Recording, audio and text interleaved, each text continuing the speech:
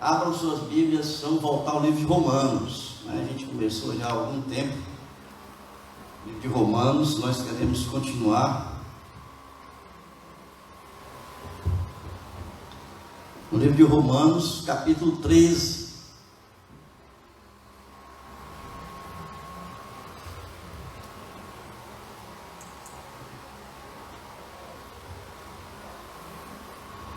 Nós estamos na parte prática do livro, né? Depois que o apóstolo Paulo ele fez a sua apresentação teológica, né? da sua bagagem teológica, ele entra e começa, né, a partir do capítulo 12, a entrar na parte prática, na nossa vida prática cristã. E nesse capítulo 13 a gente tem um capítulo muito interessante. Por quê?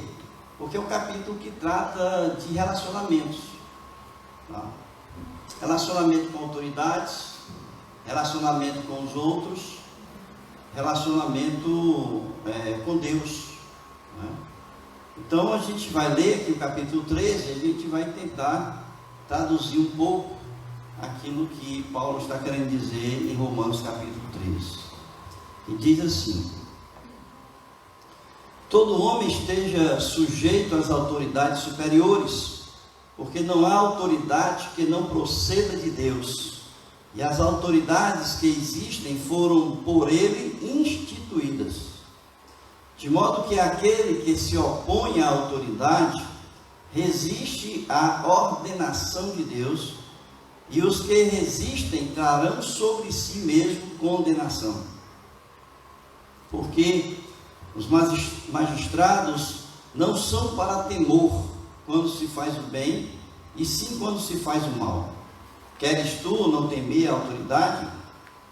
Faz o bem e terás louvor dela, visto que a autoridade é ministro de Deus para teu bem. Entretanto, se fizeres o mal, teme, porque não é sem motivo que ela traz a espada, pois é ministro de Deus, vingador, para castigar o que pratica o mal. É necessário que lhe estejais sujeitos, não somente por causa do temor da punição, mas também por dever de consciência. Por esse motivo também pagais tributos, porque são ministros de Deus, atendendo constantemente a este serviço. Pagai a todos o que lhes é devido, a quem tributo, tributo, a quem imposto, imposto, a quem respeito, respeito, a quem honra, honra. A ninguém fiqueis devendo coisa alguma, exceto o amor com que vos ameis uns aos outros, pois quem ama o próximo tem cumprido a lei. Por isto, não adulterarás, não matarás, não furtarás, não cobiçarás, e se há qualquer outro mandamento, tudo nesta palavra se resume: amarás o teu próximo como a ti mesmo. O amor não pratica o mal contra o próximo, de sorte que o cumprimento da lei é o amor. E digo isto a vós outros que conheceis o tempo, já é hora de vos despertardes do sono, porque a nossa salvação está agora mais perto do que quando no princípio cremos. Vai alta a noite, vem chegando o dia. Deixemos, pois, as obras das trevas e revistamo-nos das armas da luz.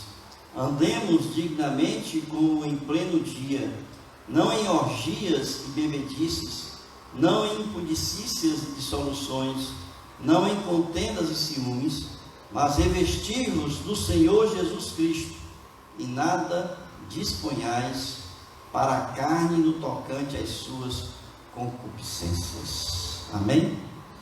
Queridos, hoje nós tivemos, voltando, né? Fomos cumprir nosso dever cívico.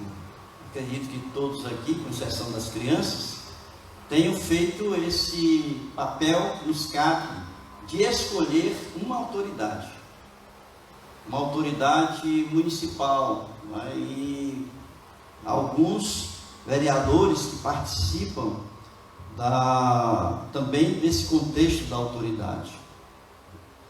E muitas vezes a gente imagina que essa definição de autoridade na sociedade, de modo geral, foi uma escolha dos homens, foi um planejamento dos homens, foi uma ideia dos homens, de que quando à medida que essa sociedade, os homens, as cidades, né, as nações, elas foram crescendo, e aí eles iam dividindo hierarquicamente alguns cargos dentro da sociedade.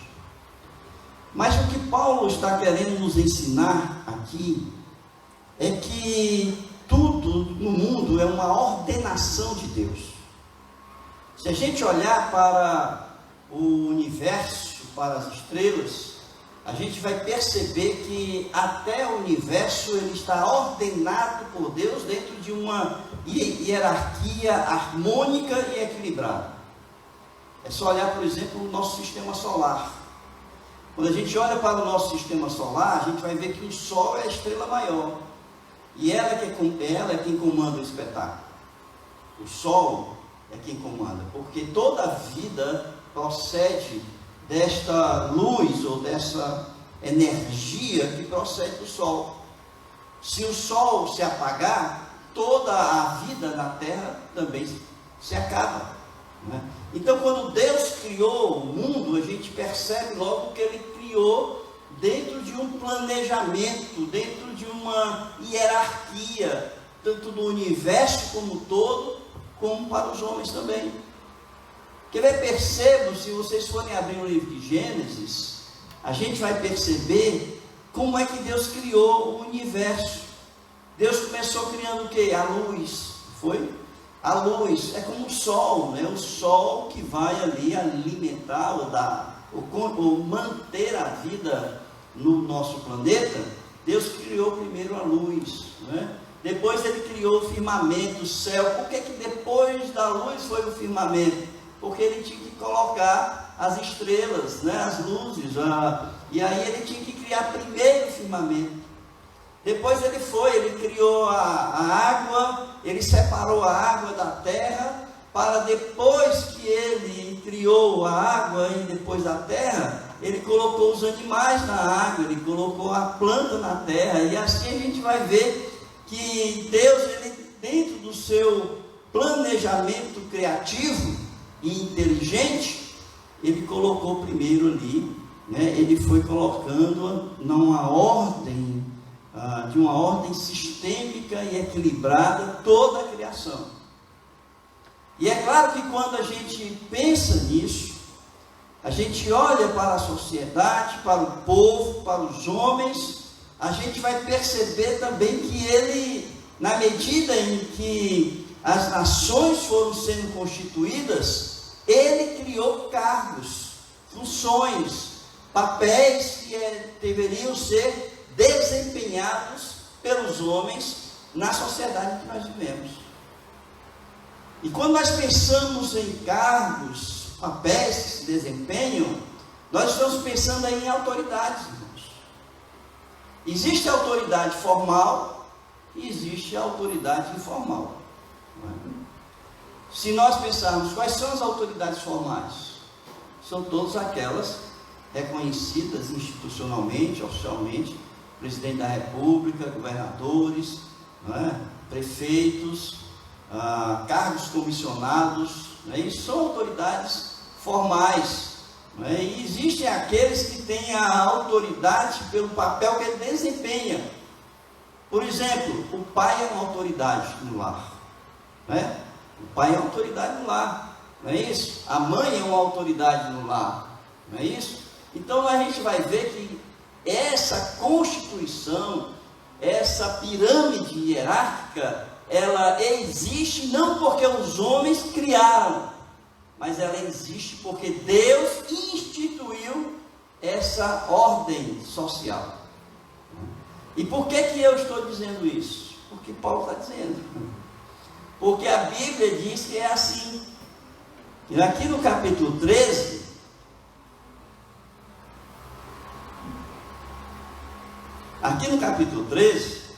no versículo 2, diz: de modo que aquele que se opõe à autoridade resiste à o quê? Ordenação de Deus. Ordenação de Deus. Então Deus aqui deu ordem, né? Não é deu ordem de mandar, é deu ordem de organizar. Ele ordenou todas as coisas para que ela funcionasse assim, de forma prática, de forma harmônica. Agora imagine, irmãos, se ele criasse o universo, se ele criando os homens, esses homens se multiplicando, e não tivesse essa hierarquia de autoridades. Que caos nós estaríamos, ou viveríamos? Acho que não existiria mais planeta, não existiria mais a terra, não existiria mais os homens, não é? Porque não existia uma pessoa que conduzisse, que direcionasse as coisas, os homens, segundo o propósito, a vontade de Deus, que estava ali sob o controle dele. Então a gente tem que entender que tudo isso aí que existe, né, essa organização do universo, essa organização do mundo, essa organização das nações, das pessoas, tudo veio de Deus e não dos homens. Tudo veio de Deus. Pensando nisso, é que a gente então começa a entender o que Paulo está querendo dizer aqui. Porque Paulo diz assim, no versículo 1: todo homem esteja sujeito às autoridades superiores. Todo homem esteja sujeito às autoridades superiores. Eu estou acostumado, irmãos, a ouvir determinadas pessoas a ouvir falando mal, não é? Falando mal das nossas autoridades. Quem já ouviu aqui uma pessoa falando mal das autoridades aqui? Nossa. Todo mundo, né? Inclusive nós, né? Não é verdade? Sim ou não?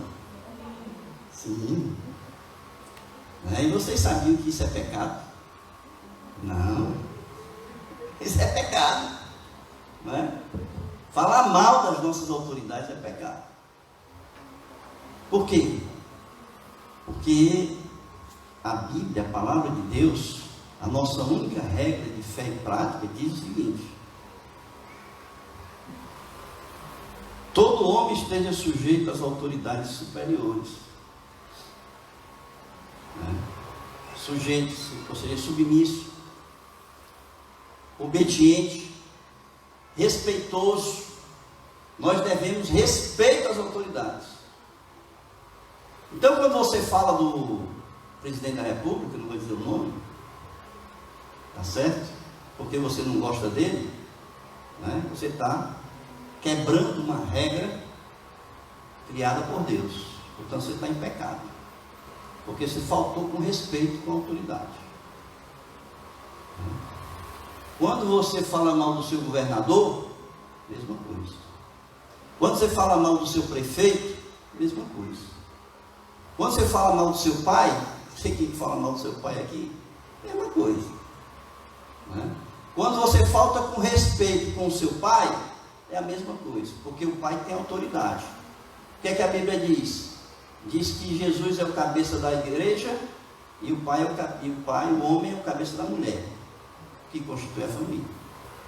Então, quando você confronta seu pai ou seus pais, que é um dos mandamentos que tem, né, honrar pai e mãe para que seus dias se prolonguem sobre a face da terra, você está faltando com respeito com uma autoridade constituída por Deus.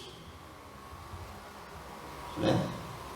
Toda autoridade superior não significa dizer que sejam, né, aqueles que são eleitos tá certo? Mas aqueles que são ordenados por Deus, que Deus deu uma ordem para que a sociedade se acomodasse de tal forma que ela seguisse em harmonia e paz, né? Por isso é que nós devemos respeito às nossas autoridades. Agora nós temos que fazer uma diferença muito grande, irmãos, nessa questão.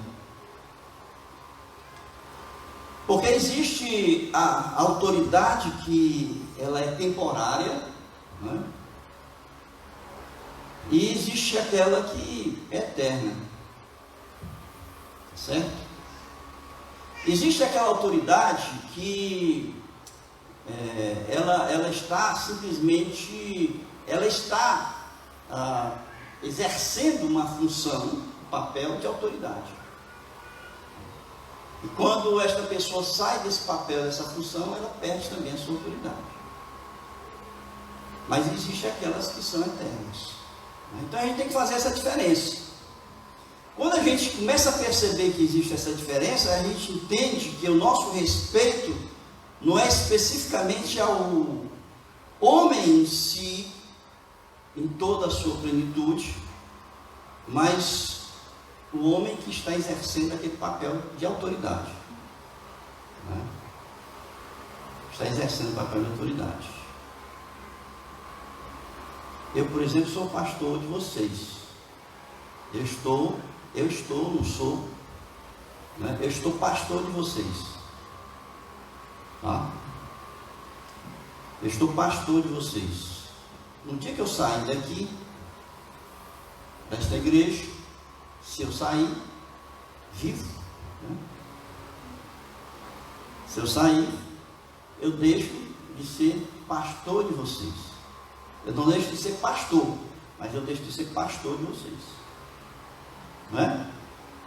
Então, enquanto eu estou pastor aqui, né, Elohim, né, as ovelhas do meu pastoreio, tá certo? Me devem honra e respeito, não é isso?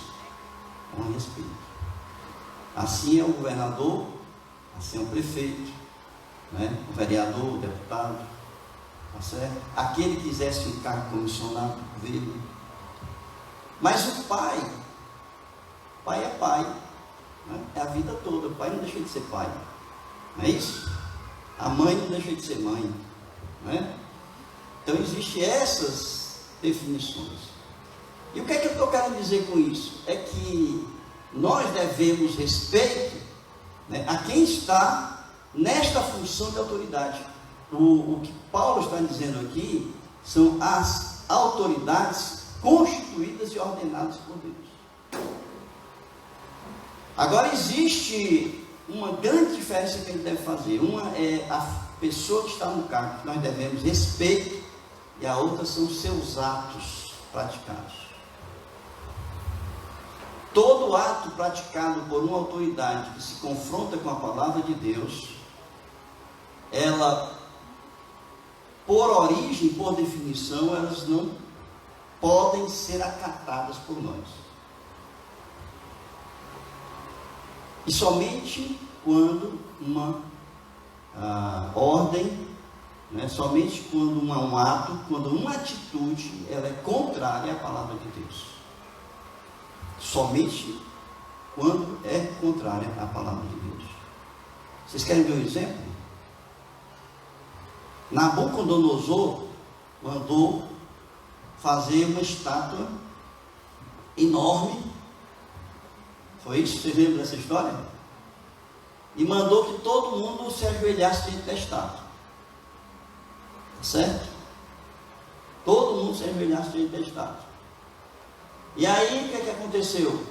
Aqueles 3 amigos de Daniel disseram: nós não vamos nos ajoelhar diante da estátua. E por quê? Porque eles estavam ali, se eles se ajoelhassem, era idolatria, né?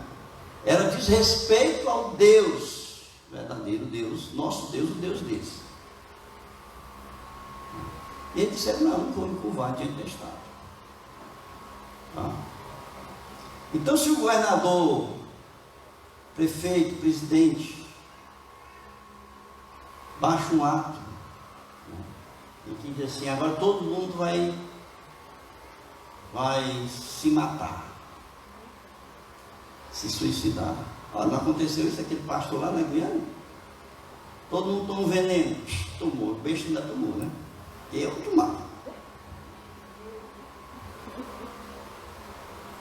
Você diz assim: presidente, eu tenho todo respeito pelo senhor, pelo seu cargo, o cargo que o senhor ocupa, com todo respeito pelo senhor, mas isso aqui eu não posso fazer porque é contrário aos meus princípios bíblicos na palavra de Deus. Então a gente precisa fazer essa diferença.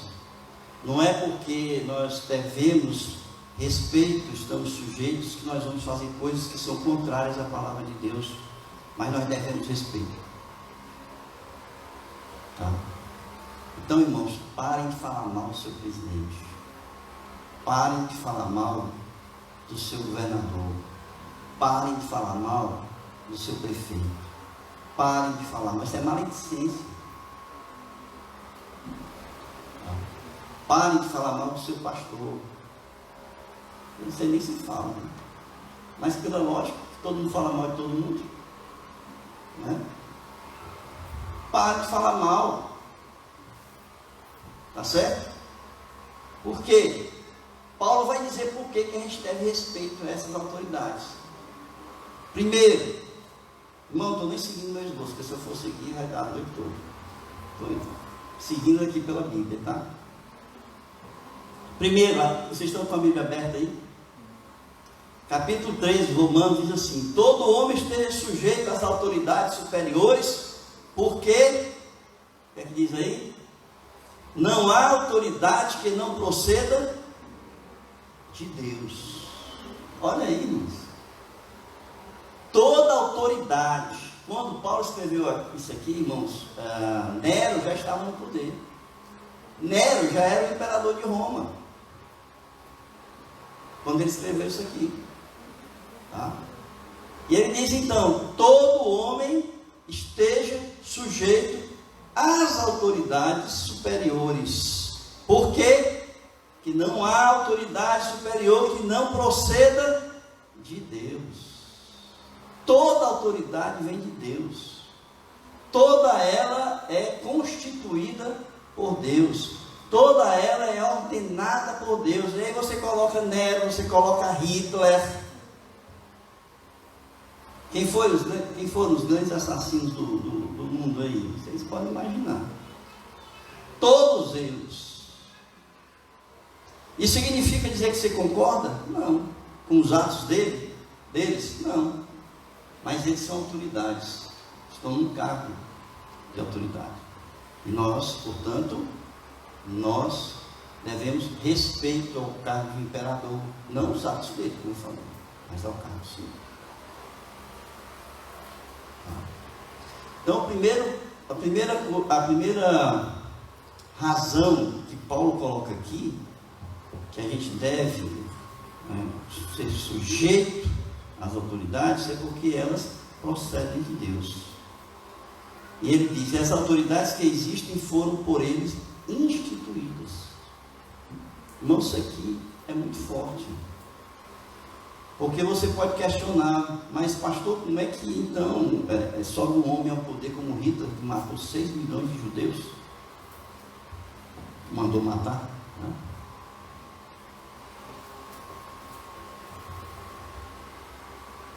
A gente não entende, irmãos, né? A gente não é capaz de entender, até, né, a mente de Deus está muito acima da nossa, tá certo? Muito acima da nossa. Mas Paulo vai dizer uma coisa interessante. Ele vai dizer que toda autoridade, ela exerce um juízo. Veja aqui.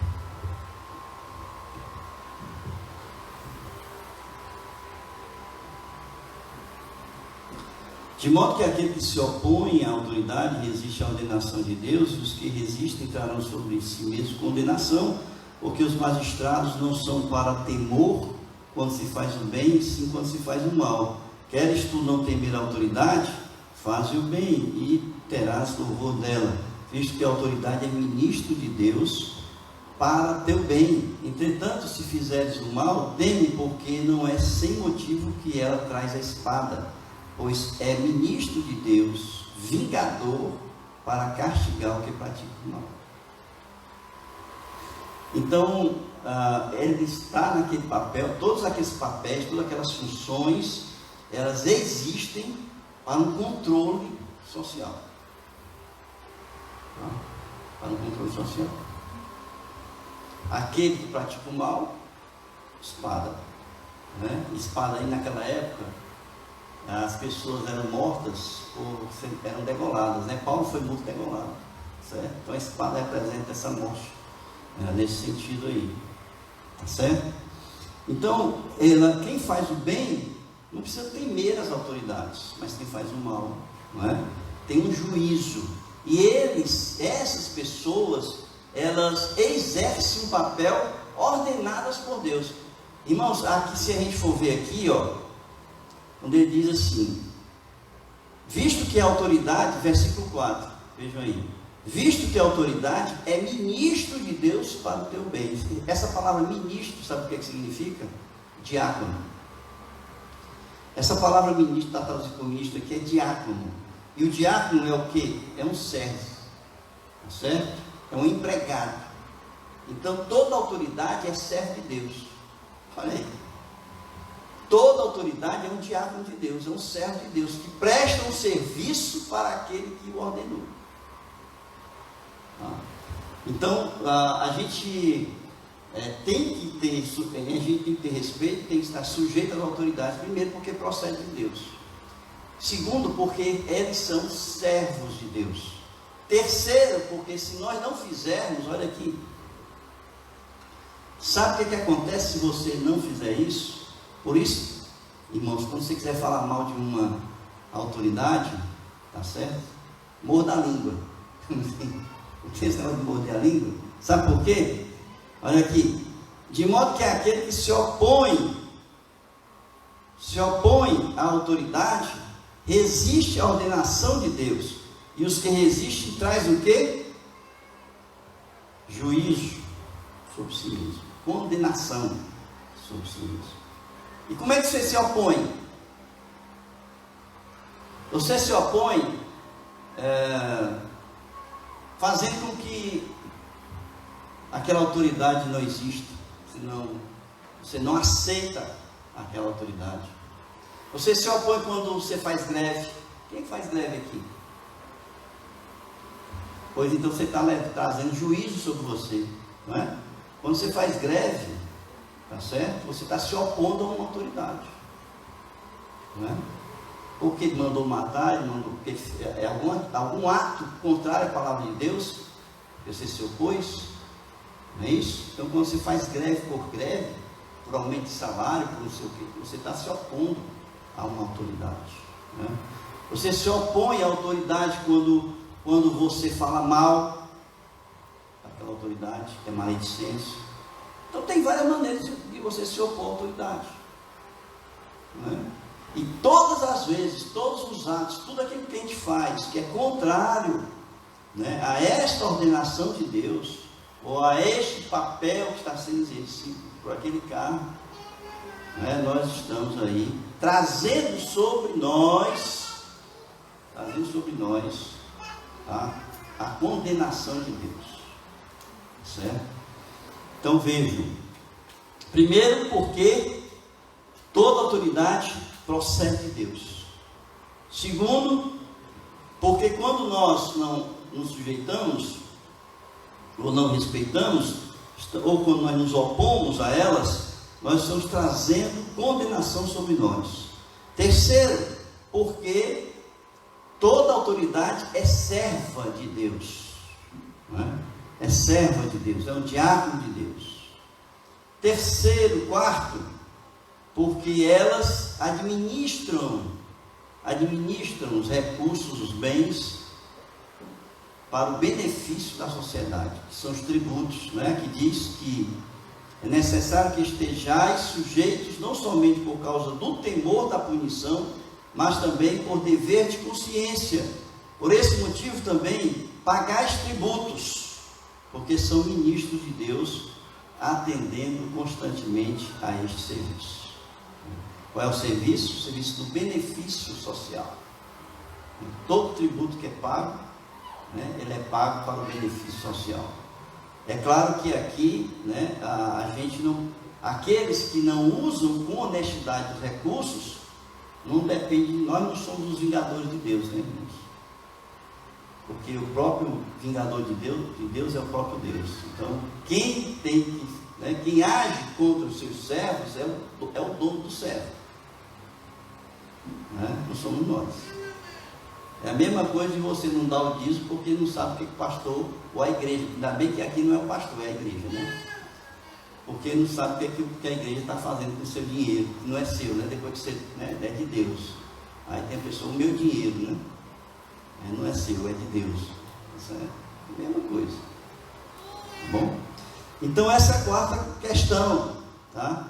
Então, irmãos, finalizando essa primeira parte aqui, Paulo vai dizer: pagai a todos o que lhes é devido, ou seja, dai o respeito, dai o tributo, né, dá a honra a quem lhe é devido. É por isso que ele diz aqui no versículo 7, né, a quem tributo, tributo, a quem imposto, imposto, a quem respeito, respeito, a quem honra, honra,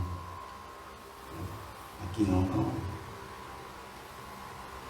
Depois Paulo vai dizer o seguinte: bom, Deus, ele ordenou todas as coisas, ele constituiu funções de autoridade para dirigir todas as coisas, mas como é que fica então o relacionamento entre as pessoas agora?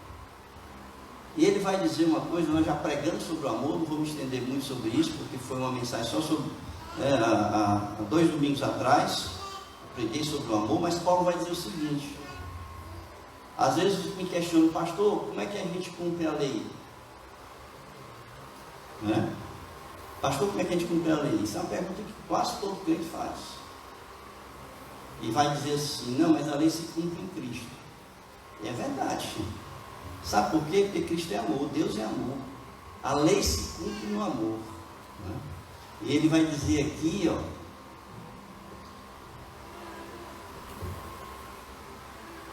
a ninguém fiqueis devendo coisa alguma.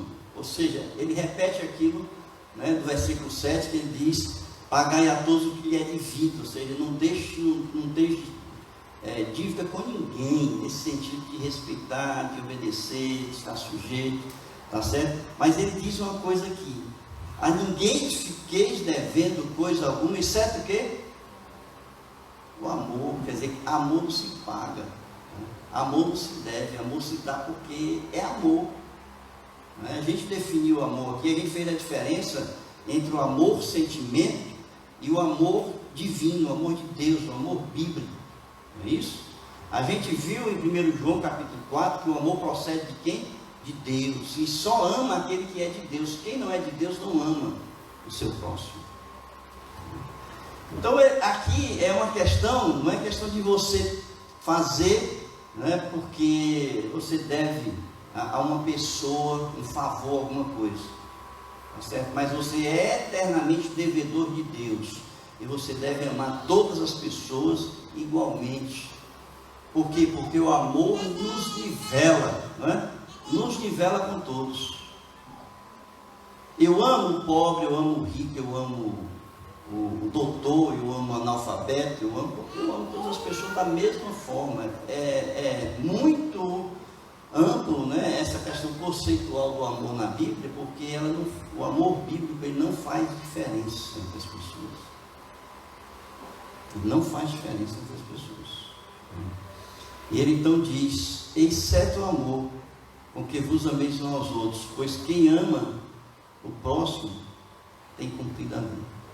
Então, Jesus, ele disse que ele transformou a lei, ele disse que a lei é amar a Deus sobre todas as coisas e o próximo como a ti mesmo. E Paulo então vai dizer, então tudo se resume no amor, uma coisa só: a lei é amar, né? Amar a Deus, amar o próximo, não é isso? A lei é amar. Então, se você ama o próximo, você cumpre a lei. O grande problema, irmãos, é que você, ou nós, né, vamos colocar no meio, não amamos o próximo. Né? Você ama o próximo fisicamente, o mais próximo de você, que é aquele que está na sua casa, que você convive todos os dias. Né? É o seu pai, sua mãe, seus irmãos, seu marido, seu filho, né? E seu tio, sua tia. Mas você não ama do mesmo jeito que você ama seu pai e sua mãe, você não ama o drogado que está na coxinha. Eu quero dizer uma coisa para você: Deus ama você do mesmo jeito que Ele ama um drogado.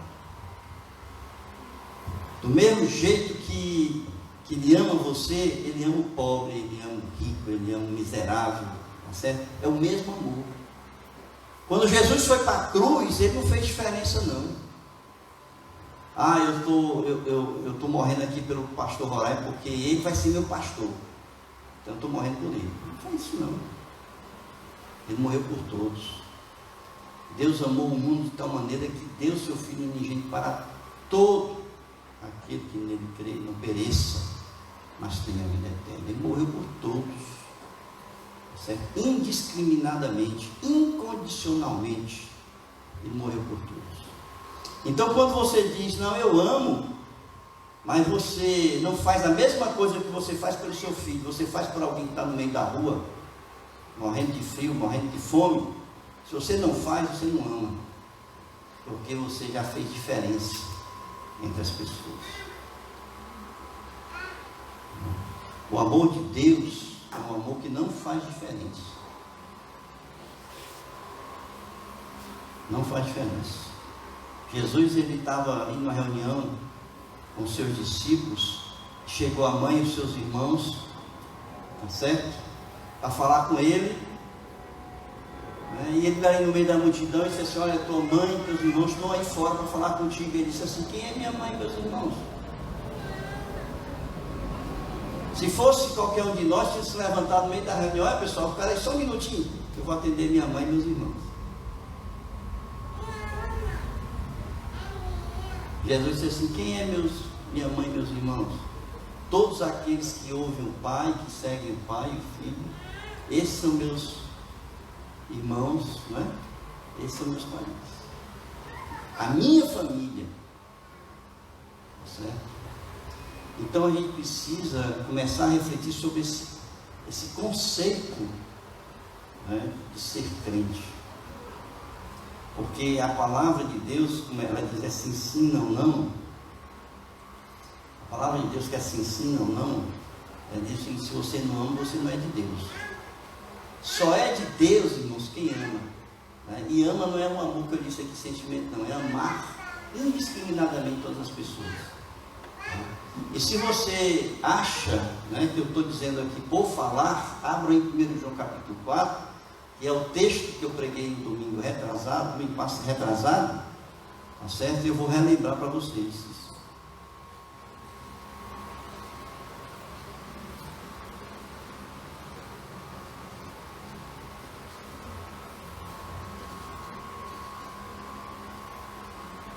A partir do versículo 7. Amados, amemos-nos uns aos outros, porque o amor procede de Deus, e todo aquele que ama é nascido de Deus e conhece Deus. Aquele que não ama, não conhece a Deus, pois Deus é amor. Olha aí, irmãos. Se você não ama, você não é de Deus. Já pensou que palavra forte? Palavra que nos desafia. É por isso que existem as cracolândias da vida, né? As cristolândias da vida. Porque são pessoas que amam indiscriminadamente, que dão sua vida, seu tempo, para demonstrar o amor de Deus na vida delas para as outras pessoas. E o que você tem feito pelos outros? Como é que você tem demonstrado o seu amor por todas as pessoas? Como você tem demonstrado amor por todas as pessoas?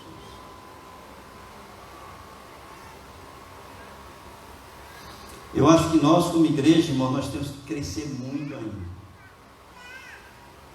Porque a gente só conhece a maturidade de uma igreja. Paulo vai dizer assim: quando a igreja vai crescendo, ficam apenas 3 dons. Qual é? Fé, esperança e amor. E qual é o maior deles? O amor. Quando a igreja está madura, só existe um dom. Qual é? O amor. Então a gente precisa crescer muito.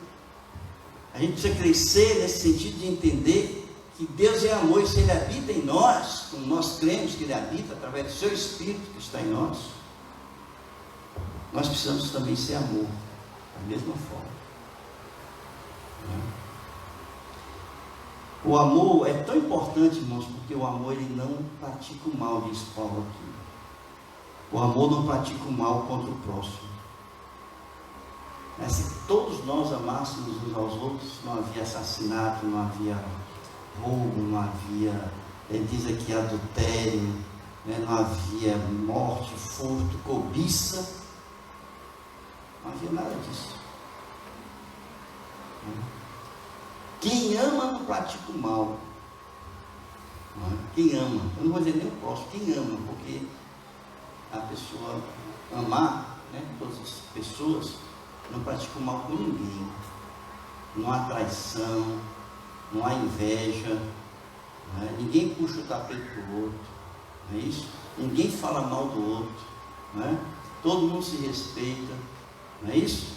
O amor é imensurável, no sentido de que no trato com os outros, se existisse amor no mundo, existiam guerras, não é isso? Contendas, conflitos, tá certo?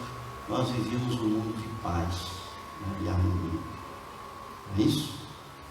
Então a segunda parte desse texto aqui é a relação de nós para com os outros, e a lei se cumpre em nós através do amor. O primeiro é o respeito às autoridades, porque toda autoridade procede de Deus. Depois é o amor ao próximo, porque o amor procede de Deus. E o terceiro é a nossa relação com Deus, que vem a partir do versículo 11. Por quê? Porque nós vivemos uma expectativa futura. Aqui fala da escatologia. Vocês que estudaram Apocalipse hoje, isso aqui fala da escatologia. É nossa perspectiva futura, daquilo que nós aguardamos todos os dias, que é a vinda do Senhor.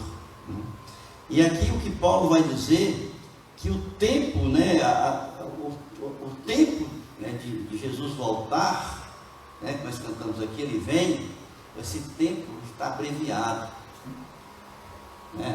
Quando ele veio fisicamente a primeira vez, contando para hoje, está mais perto dele vir do que antes. É por isso que Paulo vai dizer aqui, versículo de número 11, onde ele diz: e digo isto a vós outros que conheceis o tempo, já é hora de vos despertardes do sono, porque a nossa salvação está agora mais perto do que quando no princípio cremos. Está mais perto disso. Aí você pergunta: mas pastor, nós já somos salvos? É aquilo que na teologia a gente chama mas agora não. Nós já somos salvos, mas agora não, porque ainda falta a gente ser ressuscitado e viver para sempre a nossa vida eterna. E ela só se concretiza a nossa salvação quando Jesus voltar. Não é isso? Então é o já, mas agora não, ainda falta um tempo. Só que entre o já e o agora não, é o tempo que nós estamos vivendo. E Paulo vai dizer assim, aí é que está a nossa relação com Deus. É porque todos nós pensamos: não, eu já aceitei Jesus, eu vou para o céu. Mas irmãos, Jesus disse que pela árvore se conhece o fruto. E João Batista disse que o machado está posto à raiz da árvore. E Paulo vai dizer aqui: vai alta noite, vem chegando. Isso é um dos textos mais bonitos que eu acho que no livro de Romanos. Esse versículo aqui. Vai alta noite e vem chegando o dia. Sabe o que é isso? Vai alta noite? É o tempo de Jesus voltar, está chegando, O dia está raiando, certo? Esse dia está chegando, O sol está chegando, E aqui ele diz, vai alta a noite e vem chegando o dia. Aí ele diz, deixemos, pois, as obras das trevas e revistamos-nos das armas da luz. Ou seja, vamos deixar o pecado, irmãos. Vamos deixar a prática do pecado, né? Porque aquela questão das noivas, né? Das 10 noivas, a gente precisa despertar, porque está raiando o dia, o noivo está vindo nos buscar e nós estamos aí, né, casando e se dando-se em casamento como se fosse uma coisa normal, como se nada tivesse acontecido, como se nada viesse a acontecer.